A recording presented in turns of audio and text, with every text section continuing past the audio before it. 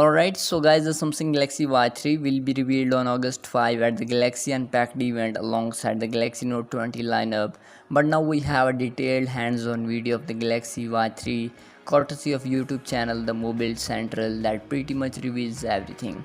As you guys can see, the watch has a physical rotating bezel just like its predecessor, the Galaxy Watch. However, the bezel is thinner compared to the original watch. Samsung has been able to cram in bigger screens in the relatively smaller cases.